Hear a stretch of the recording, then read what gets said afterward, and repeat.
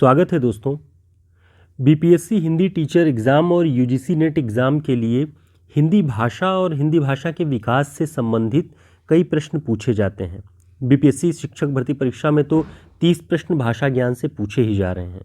UGC net की परीक्षा में भी कई प्रश्न भाषा विज्ञान से पूछे जाते हैं। उसी को दृष्टि में रखकर इस वीडियो को तैयार किया गया है, जिससे हिंदी भाषा के विकास की बेसिक और एक कह सकते हैं कि महत्वपूर्ण जानकारी आपको प्राप्त हो सके। तो आप इसे नोट डाउन भी कर लीजिएगा। तो आगे शुरुआत करते हैं। संस्कृत भाषा की प्रकृति कैसी है? संस्कृत भाषा की प्रकृति संयोगात्मक रही है। संयोगात्मक का अर्थ है कि जो विभक्तियां हैं वो संज्ञा, सर्वनाम इत्यादि में जुड़ी रहती हैं, अलग से उनका कोई विधान नहीं था।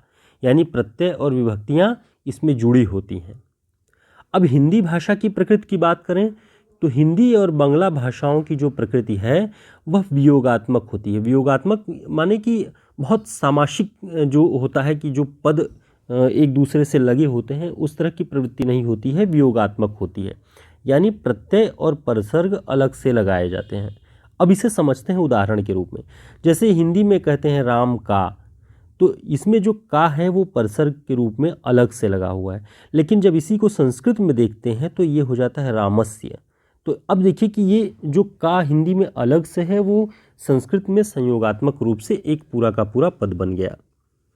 तो इस रूप में संस्कृत भाषा की प्रकृति संयोगात्मक रहती है और हिंदी और बांग्ला भाषाओं की प्रकृति वियोगात्मक है। ये पॉइंट आपको ध्यान रखना है, ऐसा पूछा भी जाता है परीक्षा में। आगे देखते हैं।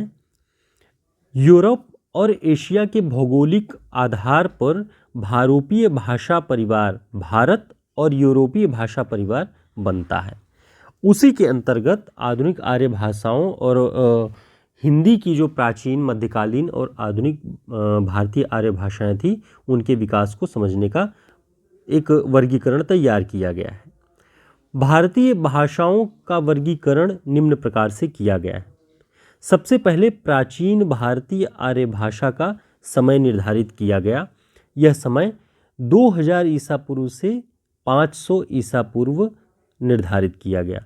ईसा पूर्व के साथ आप लोग जानते होंगे कि यह घटते क्रम में, यानी कि इसकी ऋणात्मक प्रवृत्ति है। यह 2000 से सन 1 की ओर आएगा और जो ईस्वी होती है वह 1 से आरंभ होकर आगे की ओर बढ़ती है।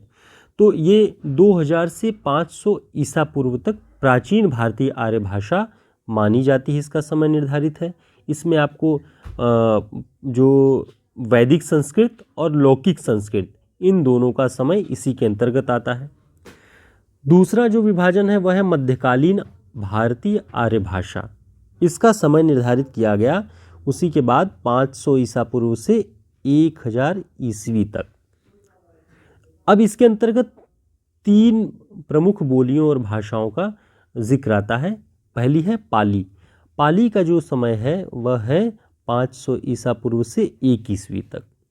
प्राकृत का 1 ईस्वी से 500 ईस्वी तक और अपभ्रंश का 500 ईस्वी से 1000 ईस्वी तक। आपको ईसा पूर्व और ईस्वी दोनों में अंतर को समझना है।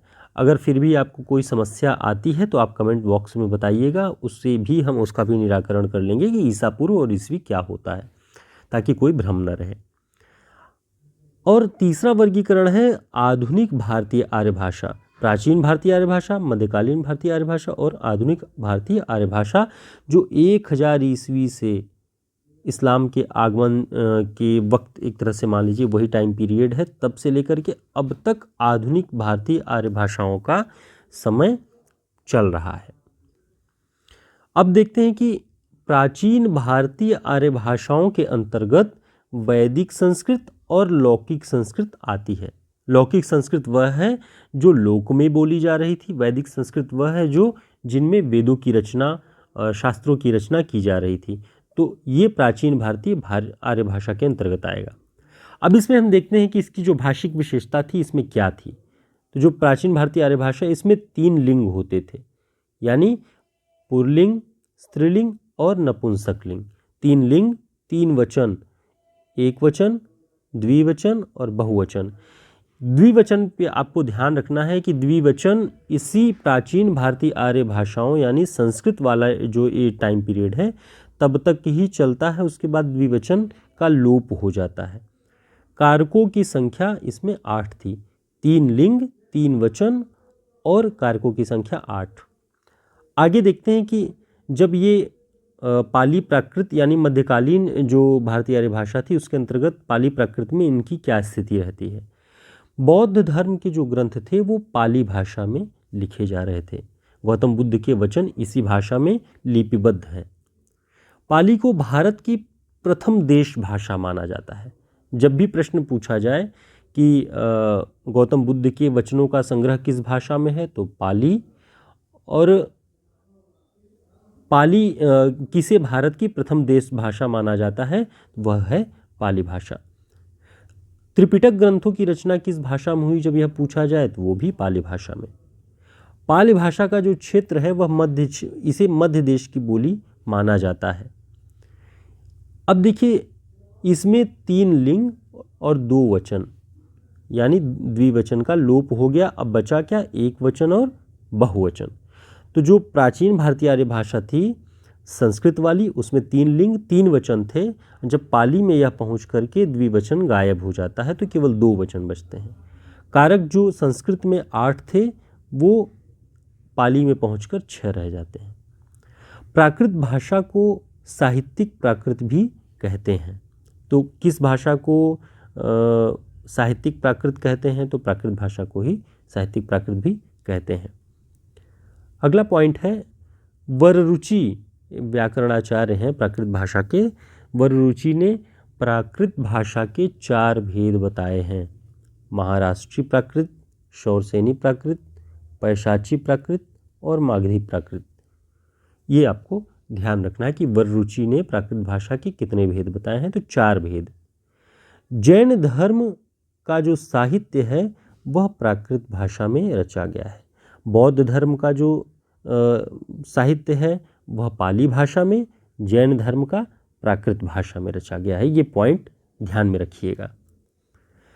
हेमचंद्र को प्राकृत का पाणिनि कहा जाता है। प्राकृत का पाणिनि किसे कहा जाता है, हेमचंद को। इनकी पुस्तक का नाम प्राकृत व्याकरण है। अब यहाँ तक हो गई पाली प्राकृत की बात। अब हम बात करते हैं अपभ्रंश की। अपभ्रंश भाषा को विद्वानों ने संधिकालीन भाषा कहा है।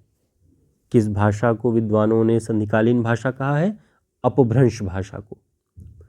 अपभ्रंश शब्द का सबसे पहला प्रामाणिक जो प्रयोग है वह पतंजलि के महाभाष्य में मिलता है।